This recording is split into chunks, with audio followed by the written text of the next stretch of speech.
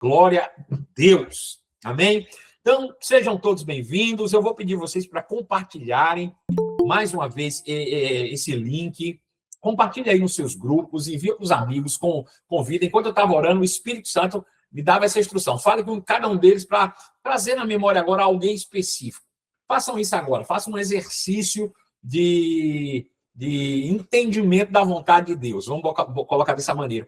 Feche seus olhos por um momento, olha no seu coração e pensa em alguém que você sabe que nesse momento precisava de uma palavra, precisa de ser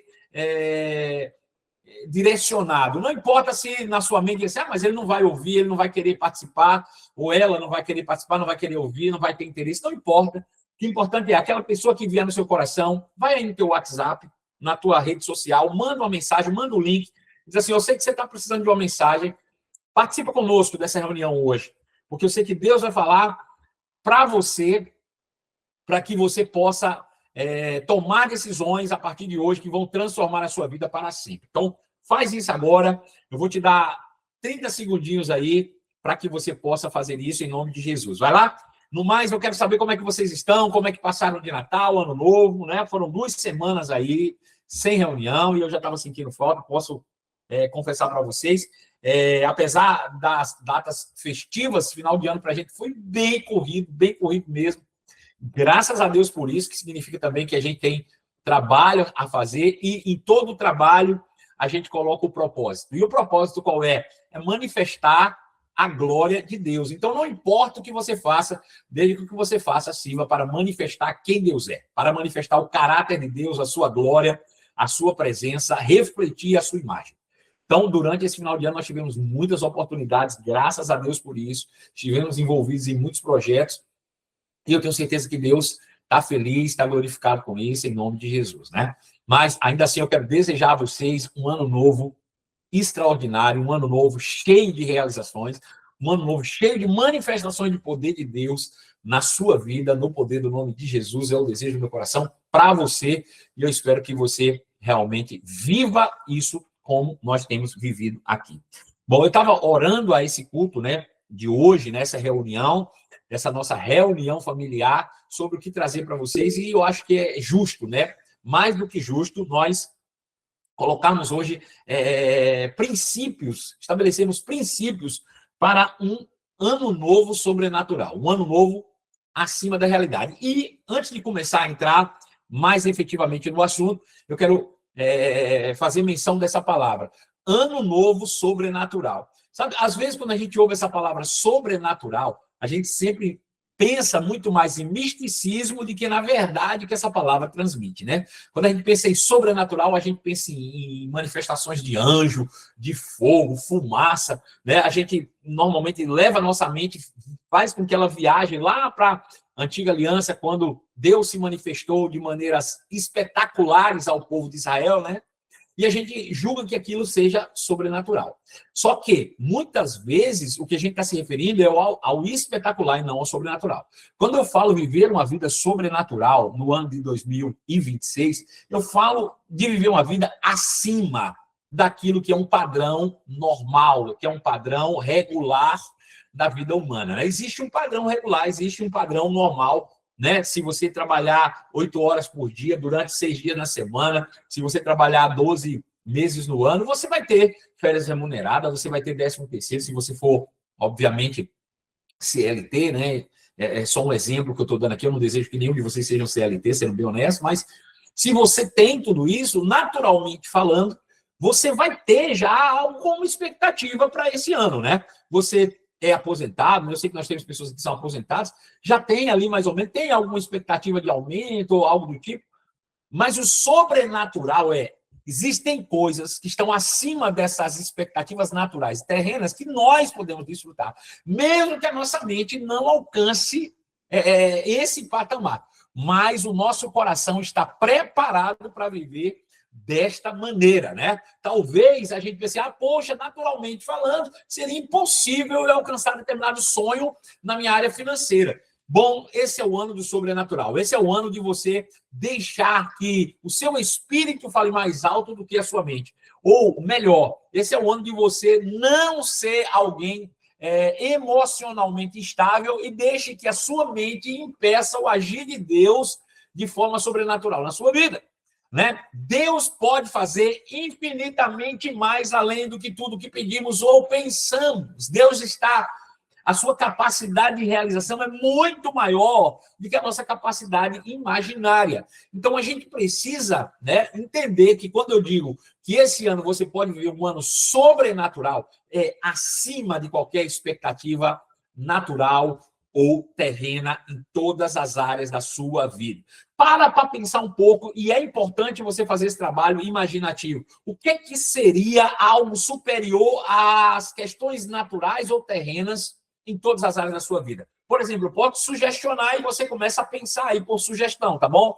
Por exemplo, na sua família, né? O que é natural, o que é ordinário, mas o que é que pode ser sobrenatural? Ah, mas na família não tem como ser sobrenatural. Claro que tem. Talvez o teu filho, a tua filha, né, possa ir para um patamar mais alto, profissionalmente, emocionalmente. A família pode crescer, pode se desenvolver. Agora, vamos em outra área. Por exemplo, o que é que pode ser sobrenatural na tua área financeira? Né? Naturalmente falando, é aqui, mas Deus pode fazer infinitamente mais.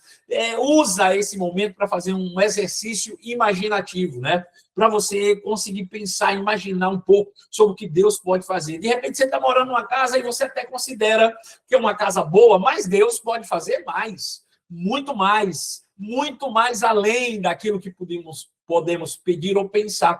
Então, começa a imaginar, se veja, né? Se você hoje mora em um lugar, está até satisfeito, está cômodo, é uma casa de 3, 4 quartos, mas você sabe que Deus pode fazer mais. Então, comece a se ver, comece a imaginar.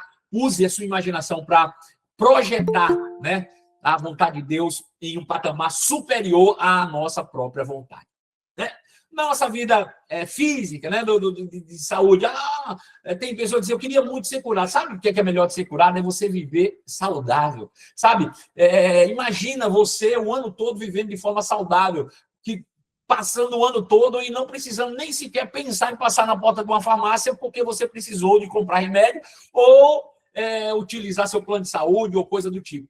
Pense, imagine nisso, porque Deus pode fazer infinitamente mais. Então, quando eu digo que esse ano, nós podemos aqui, hoje, começar estabelecendo alguns princípios para que vivamos uma vida superior, acima de qualquer perspectiva natural e terrena, isso é que eu chamo de uma vida sobrenatural, acima das coisas que são naturais. Deus te chamou para isso. Deus te chamou para o sobrenatural. Afinal de contas, a sua vida, a vida que você vive hoje, é uma vida sobrenatural. É uma vida espiritual que está muito acima de qualquer perspectiva natural ou terrena. Então, dentro dessa perspectiva, eu quero que você vá anotando aí alguns princípios que eu estava orando e o Espírito Santo trouxe ao meu coração, eu quero compartilhar com você. Serve para a minha vida? Se serve para a minha vida, serve para a sua vida, porque é a palavra de Deus. E a palavra de Deus, ela nunca vai voltar vazia. Ao contrário, ela sempre vai prosperar para aquilo para o qual ela foi designada. Da mesma forma como Deus envia a chuva que molha a terra para regar a semente, nascer a flor, da mesma forma, a palavra é lançada para que ela traga os seus frutos. Então, anota, pega tudo que eu vou falar hoje, porque pelo Espírito de Deus eu posso trazer uma palavra que vai transformar a sua vida para sempre, ok? Primeiro princípio, e eu acho que já era de se esperar, partindo principalmente de mim, qual é o primeiro princípio? Busque o autoconhecimento. Busque o autoconhecimento, né? Renove a sua mente a respeito da sua realidade a partir da obra que Cristo realizou. Eu sei que eu estou falando aqui para a maioria das pessoas que já sabem sobre isso, que já ouviram sobre isso, que já foram ensinados sobre isso, que já fizeram seminários, escolas que ensinaram sobre isso, e se não fizeram, estão aqui comigo já há algum tempo e já me ouviram falar sobre isso, já fizeram cursos comigo sobre isso. Bom, não importa qual a sua condição no nível do conhecimento a esse respeito. Eu quero falar algo para você. É super importante você sempre voltar às mesmas coisas, né? O apóstolo Paulo fala que para ele não era problema falar aos colossenses as mesmas coisas, e para eles que estavam ouvindo, era segurança. Então, por mais que a gente já conheça um determinado assunto, a gente precisa revisitar esses assuntos. Então, eu quero aconselhar para você começar esse ano buscando mais uma vez, trazendo para sua mente, renovando a sua mente sobre quem é você a partir do momento que você fez de Jesus Senhor da sua vir. Bom, se você não participou de nada disso, é a primeira vez que está ouvindo essa mensagem, é a primeira vez que você está aqui, deixa eu te dizer, existe uma diferença sobre quem está em Cristo e quem não está em Cristo. Se não existisse diferença nenhuma entre o povo que está no mundo e aqueles que estão em Cristo, então Cristo morreu em vão. Então a obra de Cristo teria sido uma farsa, uma mentira, porque não houve alteração na nossa vida. E eu falo isso porque, infelizmente, alguns irmãos evangélicos, em algumas igrejas, algumas denominações, olham para si mesmos e não veem diferença nenhuma entre eles e um pecador que está no mundo. Né? Ao contrário, muitas vezes eles se veem ainda piores do que os pecadores que estão no mundo. Se você perguntar a uma pessoa que está no mundo como ela se vê, muitas vezes quem está no mundo se vê melhor do que quem está na igreja se vê. E isso faz uma diferença absurda. Por quê? Porque nós somos criados para vivermos das nossas crenças, das nossas... da fé, daquilo que nós acreditamos, né? Nós somos criados para isso. Portanto, é importante que você reafirme aquilo que você pensa sobre si mesmo. Como você se vê, seja honesto. Seja honesto, porque se você não for honesto, o próximo passo não vai fazer sentido para você. Então, a primeira coisa que eu preciso fazer é busque o autoconhecimento. Renove sua mente a respeito da sua realidade a partir da obra de Cristo. Aleluia. Glória a Deus. Lá em Provérbios, capítulo 23, verso de número 7, diz assim, Provérbios, capítulo de número 23, verso 7. Porque como imagina em sua alma, assim ele é. Porque assim como imagina na sua alma, assim ele é. Ou seja, o nosso autoconhecimento revela a nossa autoimagem. Como eu me vejo. E acredite, da forma como você se vê, e determina o poder, a habilidade, a capacidade que você tem de agir, de ter uma ação. Então, se você vê alguém fraco, a sua força será pequena. É isso que a Bíblia diz. Ele diz, olha, se te mostrares fraco no dia da angústia, a tua força será pequena. Então, veja, é da forma como eu me vejo que vai determinar como eu posso agir. Então, eu preciso que você olhe e faça uma autoanálise e depois renove a sua mente pela perspectiva da nova criação em Cristo e como você se vê. Então, eu quero te dar algumas dicas sobre o que a Bíblia diz sobre você uma vez que você nasceu de novo. A Bíblia diz que nenhuma condenação há para aqueles que estão em Cristo Jesus. Porque em Cristo Jesus, a lei do Espírito e da vida me libertou da lei do pecado e da morte em Adão. Então, veja, porque Adão pecou, eu carreguei durante muito tempo, antes da minha conversão, uma crença de que eu era um miserável pecador, de que eu não era capaz, de que eu não merecia muitas coisas. Por quê? Porque a lei do pecado e da morte, ela dominava e predominava sobre a minha vida. Mas quando eu aceitei Jesus, queridos, eu tenho que entender o que aconteceu. Que esse homem que não merecia nada por causa do pecado, que se condenava pelas suas práticas passadas, esse homem morreu na cruz do Calvário. Ah, mas quem morreu não foi Jesus, mas morreu para me substituir. Então, se ele morreu para me substituir, naquela cruz sou eu. Então, sabe, hoje a gente não usa mais isso, mas algumas religiões ainda usam a imagem do Cristo crucificado, aquela imagem do homem lá, Jesus, pendurado na cruz, com os pregos, né, cravado nas mãos e nos pés ali. Eu quero que quando você olhe para aquela imagem, eu tento trazer na sua mente aquela imagem, você consiga mudar aquele rosto ali, em vez de ver ele, ver você. Porque é exatamente isso que aconteceu. Aquele homem que antes era pecador, que não merecia nada, que estava sujeito à morte, que estava sujeito à doença, que estava sujeito à miséria, foi condenado na cruz, por meio de Jesus. Então, aquele homem que está ali, naquela cruz, quando eu me lembro daquela cruz que aconteceu há 2000 anos atrás, eu me lembro de Marcelo ali. Eu me lembro do Marcelo ali. Então, esse homem já não existe mais. Mas quando Jesus ressuscitou e se assentou no trono, então Marcelo ressuscitou juntamente com ele. E ressuscitar juntamente com ele significa que eu nasci mais uma vez. Eu tive uma nova oportunidade. A primeira oportunidade, o pecado de Adão me contaminou e ao ponto de eu tornar um merecedor daquela cruz. E eu fui para aquela cruz e paguei o preço lá, e aquele homem morreu ali. Mas ao ressuscitar ao terceiro dia, Jesus também me deu a oportunidade de ressuscitar juntamente com ele, ou seja, ter uma nova experiência, uma nova vida. E a partir disso, agora um novo homem nasceu. E esse novo homem, a primeira coisa, ele é justo. Não existe nenhuma condenação para aquele que está em Cristo Jesus. Por que não há condenação para quem está em Cristo? Porque quem está em Cristo nunca cometeu pecado algum. Né? Ah, mas eu cometi pecados depois. Só que os pecados que você cometeu depois não leva mais em consideração, uma vez que Jesus já pagou o preço por eles. Então eu preciso partir desse princípio. Eu sou um homem justo. Eu sou como Jesus. Será que Jesus merecia? Deixa eu fazer uma pergunta para você aqui, e a partir dessas perguntas você faz a sua reflexão. Jesus merecia doença? Responde aí para mim no chat, por favor. Jesus merecia alguma doença? Responde para mim, Jesus merece doença? Quem pode responder para mim? Não. Claro que não. Jesus merece miséria? Jesus merece pobreza, falta de dinheiro, falta de necessidade, conta para pagar? Jesus merece isso, irmão? Claro que não. Então veja, se Jesus não merece, eu também não mereço. Porque agora eu estou em Cristo e a minha realidade é exatamente como a dele. Então eu não mereço isso, eu não vou aceitar aquilo que eu não mereço mais. Eu mereço o quê? Eu mereço aquilo que Jesus merece. Então, se Jesus merece uma vida de exaltação e louvor, bom, essa vai ser a minha vida. Se Jesus merece uma vida de plenitude de vida em saúde, essa vai ser a minha vida. Se Jesus merece todo o tesouro da terra, essa vai ser a minha vida. E eu tenho que trazer isso com clareza para a minha mente. Eu posso até não estar desfrutando disso agora, mas eu mereço isso. Em Cristo Jesus eu mereço, eu me tornei digno disso.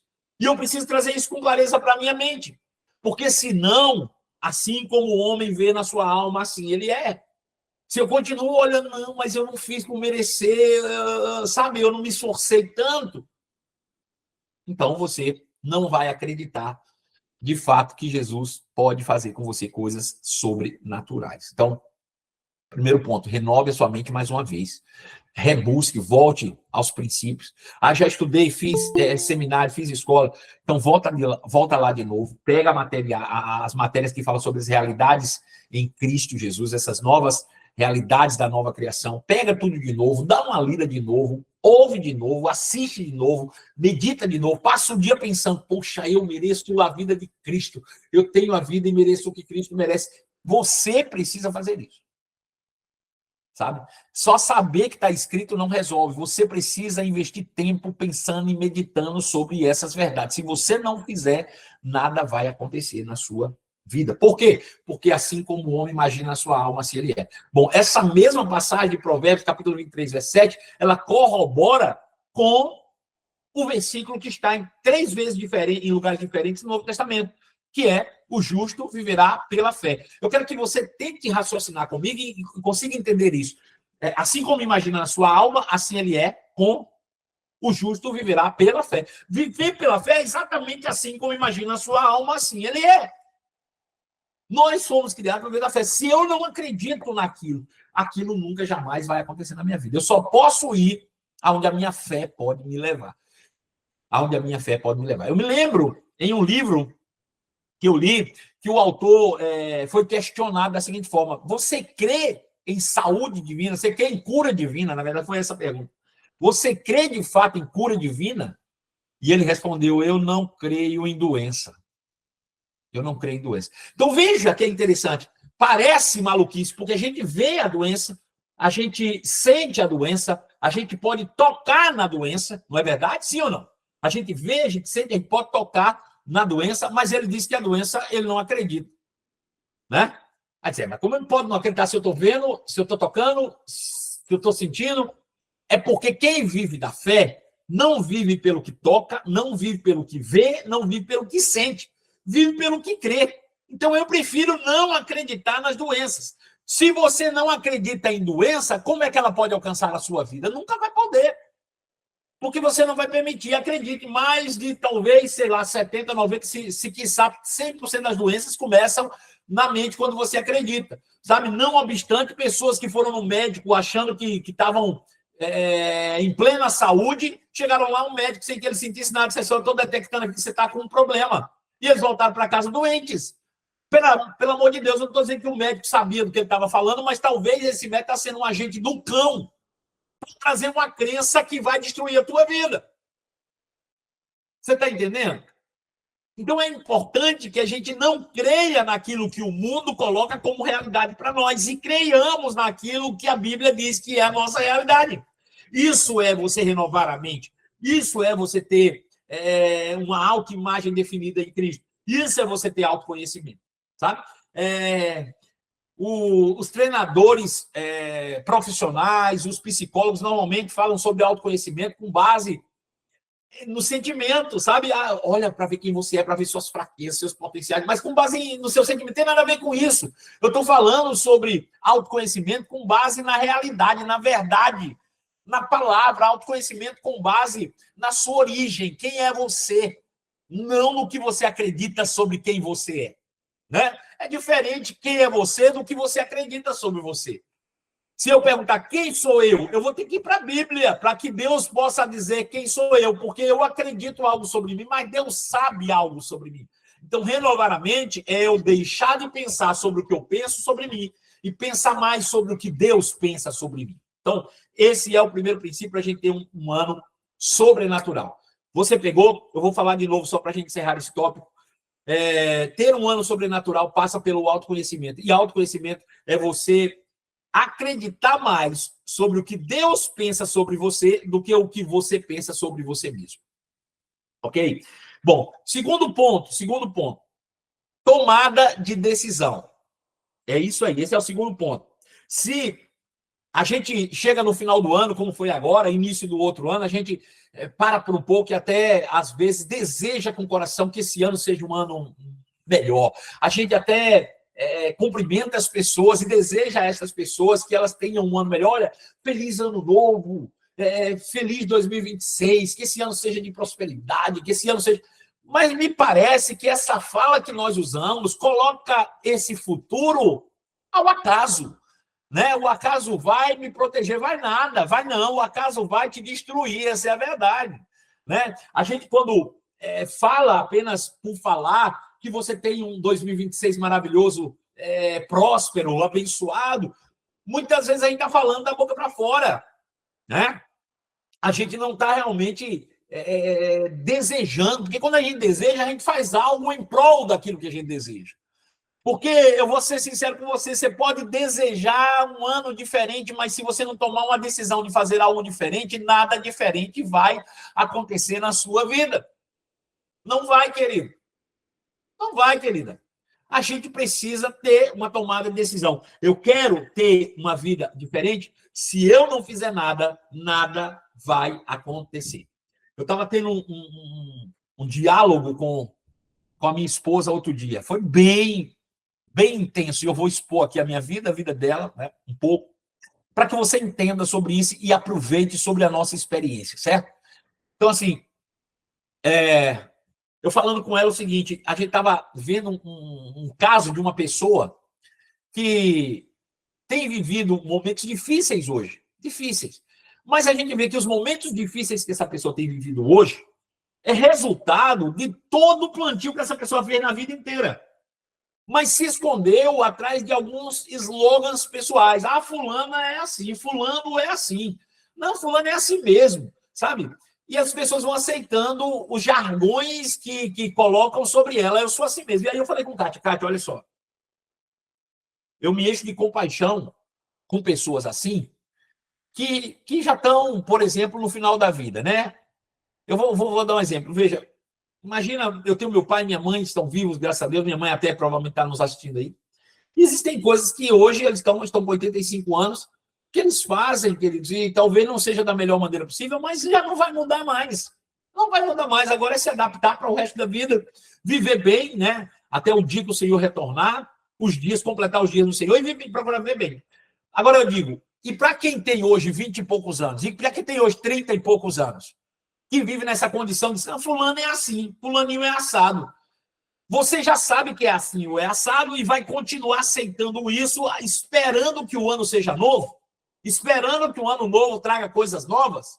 Bom, se você não tomar uma decisão de mudança, nada vai mudar na sua vida. nada vai mudar na sua vida. Então, o segundo ponto é uma tomada de decisão. Eu preciso hoje fechar os meus olhos e tomar uma decisão. Ei, vai ser diferente. Eu vou fazer algo diferente.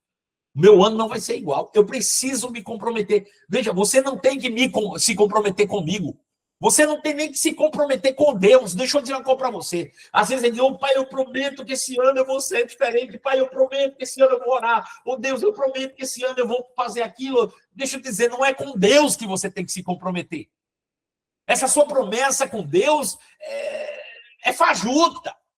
Não é com Deus, você tem que se comprometer com você. Eu quero te dar um conselho, se coloque diante de um espelho, olhe para você mesmo e se pergunte lá, ei, você que está me vendo aí do outro lado, você está satisfeito com a vida que você levou em 2025? Você está satisfeito com os resultados que você levou? Bom, se a resposta for sim, o ano de 2025 foi maravilhoso, nós crescemos, nós avançamos, está tudo bem, eu estou feliz, então ótimo, não precisa mudar não, continua. Mas se você frangir a testa, enrugar o canto da boca e começar a lembrar das agruras que você passou em 2025 e daquilo que você não conquistou. Pelo amor de Deus, seja honesto com você. E é com esse que você está diante dele no espelho que você tem que se comprometer. Porque se você não se comprometer com você mesmo, nem Deus vai poder se comprometer com você. Mas se você decide se comprometer com a sua vida, você tem um ajudador que vai pegar junto com você, por mais difícil que pareça, sabe? E eu estava falando, eu falava com minha esposa, Kátia, e eu disse assim, Vida, olha só, a gente está casado há quase 25 anos já. Quase 25 anos. E tem coisas na minha vida que eu continuo mesmo, e tem coisas na vida dela que ela continua mesma. E eu falava isso com ela, eu digo, você reconhece? Ela disse, claro. E tem gente que ainda se orgulha de dizer assim, não, eu sou a mesma pessoa de 25 anos atrás. Deixa eu te dizer, se você for a mesma pessoa de uma semana atrás, eu tenho dó de você. Se você for a mesma pessoa de um mês atrás, um ano atrás, coitado de você. Porque a vida não foi feita para você permanecer da mesma maneira, a vida foi para você crescer e se desenvolver. Eu não posso ser a mesma pessoa que eu fui o ano passado, eu tenho que ser uma pessoa melhor, eu tenho que evoluir, eu tenho que crescer. E aí eu preciso ser honesto, tomar uma decisão comigo, uma tomada de decisão. Eu não vou ser essa pessoa mais. Eu não posso ser essa pessoa. E não adianta você ficar com raiva de mim, chateado comigo, deixa eu dizer, ou você se compromete com você, ou não adianta fazer oraçãozinha de, Deus, esse ano vai ser um ano. Não vai, não. Não vai, não. O mundo é o mesmo desde que o mundo é mundo. Quem muda somos nós. Somos nós que precisamos de mudança. Somos nós que devemos nos comprometer em mudar, né? E tomar uma decisão. Bom, mas eu vou mudar, mas eu não sei nem o que vou fazer. Calma, tenha paciência. Primeiro se comprometa em mudar. Saiba, né? Você sabe daquilo que as pessoas... Mas se você perceber o que, pelo menos, as pessoas à sua volta falam, pelo menos 3 pessoas à sua volta falam a mesma coisa.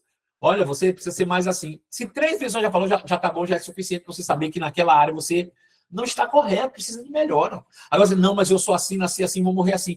Você não pode pensar dessa maneira, senão você não vai experimentar algo novo em Deus. Algo novo em Deus. Quer dizer, não estou falando de prática, estou falando de quem você é. Porque, veja, eu posso me comprometer, tá bom, eu vou então agora, a partir de hoje, orar todos os dias às 4 horas da manhã. Mas não adianta eu acordar 4 horas da manhã para orar e continuar sendo a mesma pessoa. Não é a oração que vai mudar, eu que tenho que mudar, a oração tem que mudar a mim. Se eu não mudar, nada muda.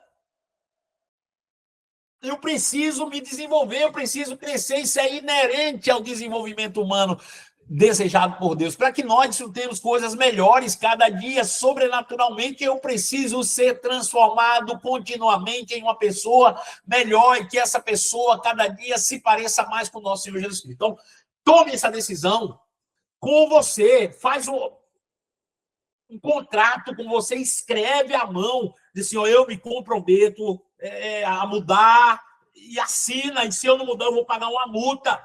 Faz isso com você, eu estou falando de uma forma desesperada para você avançar, senão o risco de você entrar em uma crise existencial é muito grande, uma depressão, uma ansiedade. Aleluia. Eu preciso tomar uma decisão? Bom, primeiro princípio, eu preciso, mais uma vez, renovar minha mente a respeito de quem eu sou a partir da perspectiva de Jesus. Segundo, eu tenho que tomar uma decisão hoje. Se eu quero um ano novo, eu preciso de uma vida nova.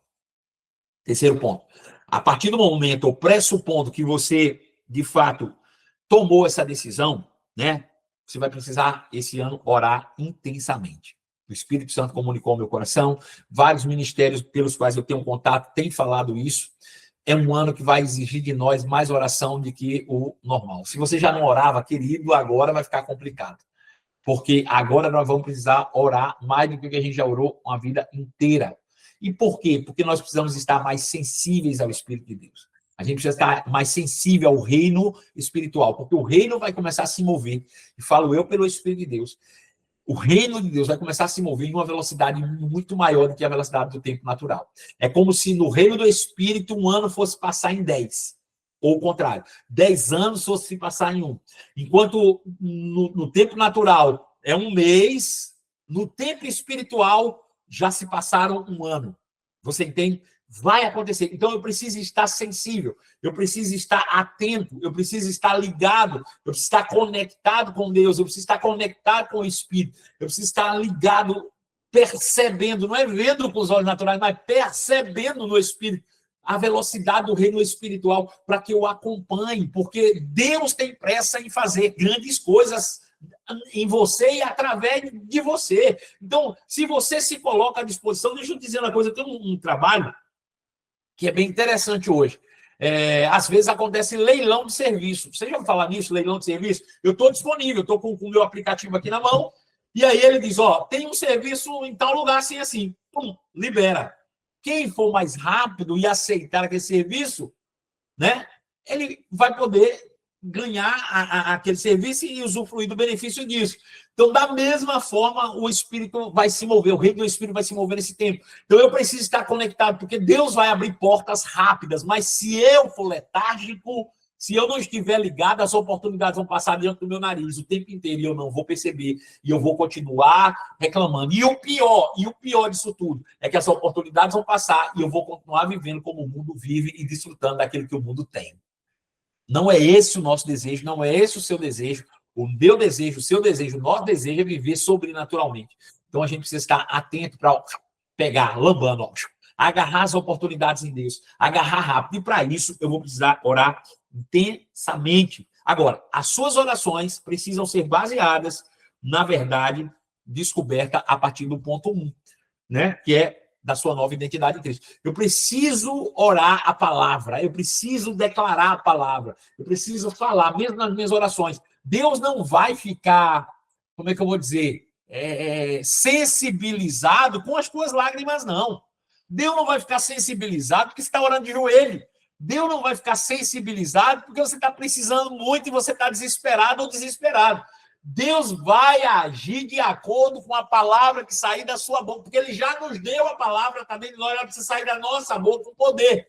Existem miríades de anjos trabalhando a nosso favor. Estão à nossa volta, estão em todo o tempo. E o que é que esses anjos esperam para agir? O sair da minha boca. Então, a sua oração tem que ser uma oração com a palavra. É claro que você vai poder orar adorando a Deus, mas mesmo a adoração a Deus precisa ser com base na verdade de quem Deus é. Se você não conhece a Deus, como vai adorá-lo?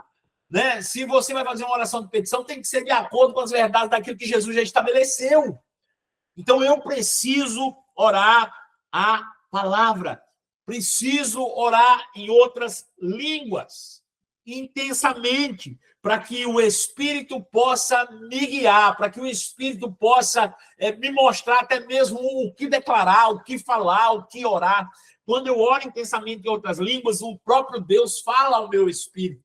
Então, quando eu permito que essas línguas, né, vão fluindo, há uma troca de segredos espirituais, o meu espírito vai sendo cheio de verdades divinas, e daí a pouco a minha mente começa a captar essas verdades divinas. Isso vai subindo para a minha mente, vai fazendo sentido para que eu possa assimilar tudo isso, para que eu possa falar a coisa certa, para que eu possa declarar a coisa certa, para que eu possa agir de maneira correta, para que eu possa ir para lugares certos, para que eu possa assumir responsabilidades certas, para que eu possa abrir mão de algumas responsabilidades que não são minhas, para que eu possa aprofundar mais em alguns relacionamentos, para que eu possa abrir mão de outros relacionamentos. Tudo isso vai ser pautado em sensibilidade espiritual desenvolvida por meio de oração intensa, principalmente oração em outras línguas. Então, esse é o terceiro princípio. Quarto princípio, uma vez que você estiver orando em outras línguas, intensa em oração, você vai começar a perceber no seu espírito, talvez algum tipo, não é no seu espírito, mas por dentro de você, na sua mente, ali guardado, enraizado, algum tipo de sujeira que pode ser um impedimento para o manifestar da graça de Deus. E o que eu chamo dessas sujeiras? Por exemplo, ofensa. Ofensa. Sabe, à medida que nós oramos, eu gosto do texto que está lá em Isaías 58, se eu não me engano, posso confirmar para você depois o texto, onde o Senhor fala por boca do profeta Isaías, dizendo assim, por acaso não é este o jejum que eu desejo? Que quebre as amarras da impiedade e solte as ataduras da injustiça? Então, veja, o jejum que Deus deseja é um jejum capaz de quebrar as ataduras da impiedade, desatar as cordas da injustiça. Eu pergunto, se eu fizer um jejum, esse jejum vai quebrar as amarras da impiedade no outro? Se eu fizer um jejum, vai soltar as ataduras da injustiça no outro? Ou será que esse jejum vai quebrar as amarras da impiedade e da injustiça em mim?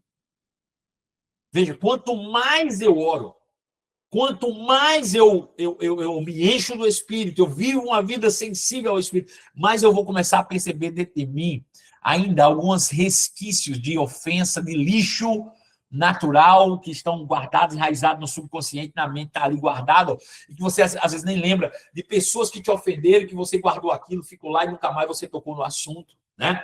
Então, você tem que se livrar dessas ofensas e contendas. Ofensas e contendas. Não adianta, você vai orar até arrancar a tampa do joelho, mas se você for uma pessoa contenciosa, que vive vendo nos outros problemas, que vive fazendo fofoca, que vive fazendo confusão, que acha que todo mundo está contra você, que isso e aquilo, que não sei o quê. Querido, pelo amor de Jesus, a gente tem que chegar a um nível de pureza tamanha que a gente olhe para a pessoa pior do mundo e veja ela como a melhor. Porque não fala sobre o outro, fala sobre nós. Quisera você entendesse espiritualmente isso que eu estou falando. Deixa eu falar de novo para ver se você entende. Sabe? A gente tem que chegar a um nível de pureza tão grande, que a gente possa conviver com a pior pessoa do mundo, fofoqueiro, ciumento, o que você quiser, falso, arrogante, e você olha para essa pessoa e veja ela como uma pessoa boa. Por quê? Porque você vê a partir de quem você é. Você vê a partir daquilo que você tem por dentro. Se seus olhos forem bons, seu corpo é cheio de luz. Sabe? Eu me lembro do livro Amor, Caminho para a Vitória, em que o reverendo Kenneth Reagan colocado à prova, né? Onde as pessoas chegaram para ele e disseram, eu vou perguntar a ele o que ele acha desse camarada. Era um camarada que era a pior pessoa da cidade, todo mundo, tinha uma pessoa que pudesse falar bem desse camarada, e aí chegaram para ele e disseram, irmão Reagan, o que o senhor acha de fulano? Ele parou por um pouco, como quem está pensando, será que ele tem alguma qualidade? Tentou buscar qualidade, por fim, quando percebeu que não havia nenhuma qualidade que fosse visível, ele fez, você já reparou como ele tem olhos lindos? Então, assim, a gente tem que estar tão cheio do Espírito, tão sensível, tão tomado da glória de Deus, que a gente seja incapaz de ver coisas ruins nas pessoas. Você entende isso? Que a gente, quando olha para as pessoas, ao invés de olhar primeiro e ver o lado ruim, que a gente veja algo bom, por mais que essas pessoas não tenham. Se não tem, fique calado. Mas você, quando vê defeito demais nos outros, significa que você carrega muito, né? Então, livre-se de todas as contendas, de todas as ofensas, e busque reconciliar-se com aqueles que ofenderam ou que foram ofendidos. Então, esse é o nosso quarto ponto. Quinto ponto, siga sempre a direção do Espírito Santo. Queridos, Não tome decisões precipitadas, principalmente debaixo de fortes pressões emocionais. Então, nesse ano, não seja precipitado em tomar decisão. Eu já errei muito nisso, em tomar decisões precipitadas. Acertei muito também, porque eu sou rápido em agir. Quando eu percebo direções do Espírito de Deus, eu sou rápido em agir também. Mas eu também já sofri muito. Acabei fazendo alianças com pessoas que não deveria ter feito. Já decidi me comprometer com alguns tipos de compromisso que eu não deveria ter me comprometido. Tudo porque tomei decisões debaixo de fortes pressões emocionais. Então, seja guiado pelo Espírito. E como é que eu sou guiado pelo Espírito? A primeira coisa é que em cada decisão que você for tomar, você precisa ter paz e alegria. Esses são os filtros principais em que o Espírito vai te conduzir nesse ano de 2026. Você precisa, tem paz, tem alegria, está leve. Querido, se tiver pesado, não faz nada para agradar ninguém, não. Não faça. Não faça, porque Deus não está envolvido nisso. Deus está envolvido, por mais difícil que seja a coisa, por mais cansativo que seja, você vai estar com o seu corpo cansado, a sua mente às vezes, mas você vai estar feliz, você vai estar alegre, você vai estar de bom humor, sabe? Se algo que você está fazendo, se comprometeu em fazer, está trazendo mau humor para você, tristeza, cansaço, enfado, não traz alegria, parece uma obrigação que se eu pudesse eu não fazia, mas eu já me comprometi que tem que fazer. Ei, não faça. Não faça, não faça, não faça. Siga as direções do Espírito de Deus. E as direções do Espírito de Deus, elas trazem paz e alegria como princípio básico da sua credibilidade. Então, se está leve, se tem paz, se tem alegria, se traz alegria, queridos, não importa o peso que isso vai causar, o tempo que vai tomar, se eu vou dormir muito ou dormir pouco, se eu vou carregar peso ou não, se eu vou gastar dinheiro ou não, não importa. Se tem paz e alegria, então eu tomo a minha decisão. E nem que leve tempo, eu prefiro esperar 1 ou 2 dias para dar uma resposta em que eu tenha consciência e dizer sim, que a palavra do crente é sim, sim, e não, não, de que dizer sim ou não e depois eu tenho que voltar atrás ou não conseguir cumprir aquilo que eu me comprometi. Então, esse é mais um ponto importante. Não tome decisões precipitadas, principalmente debaixo de fortes pressões emocionais.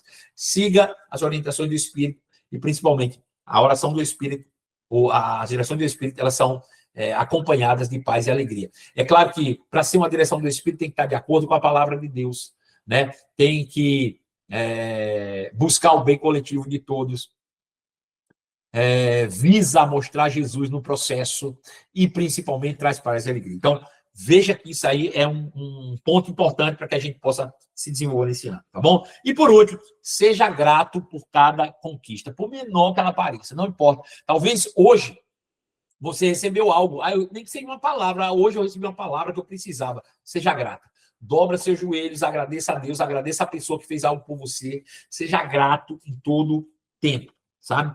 Celebre cada conquista, por menor que ela pareça, e cumpra, principalmente, os votos que você fez com o Senhor. Muitas vezes, na hora da pressão, a gente faz votos com Deus. Ou, Senhor, se eu alcançar isso ou aquilo, eu vou fazer dessa forma. E depois, ou a gente finge que esqueceu, ou a gente tenta negociar com Deus aquilo que a gente se comprometeu. Deixa eu te dizer uma coisa, se você se comprometeu, a partir daquele momento é dele. Não tente negociar isso com Deus. Cumpra os votos. Eu gosto do Salmo 116, que diz assim, que darei eu ao Senhor por todos os benefícios que ele tem me dado? E aí a resposta do salmista é, cumprirei meus votos em meio à congregação.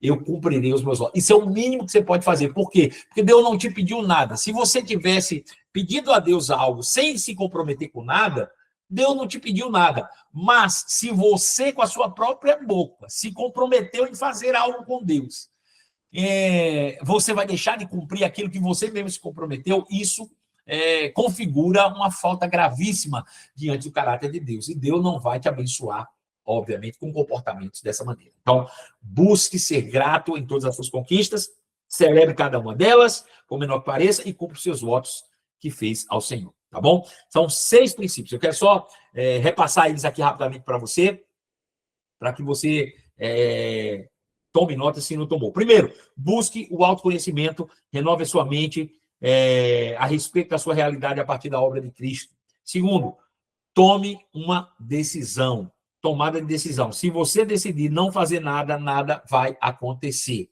Se comprometa consigo mesmo. Terceiro, ore intensamente, principalmente orações em outras línguas. E a oração em outras línguas vai levar você a uma oração com entendimento mais eficaz. Quarto, livre-se de toda ofensa e contenda. Né? Esse processo de oração intensa, de jejum, vai levar você a entender, a olhar o que você precisa consertar, alinhar, tá aí criando empecilhos para o manifestar da graça de Deus. Quinto, siga as instruções, as direções do Espírito Santo. Lembrando que se não tem paz e alegria, questione se você realmente está sendo guiado pelo Espírito. E, por último, seja grato pelas conquistas. Celebre cada uma delas, por menor que ela possa parecer. Amém?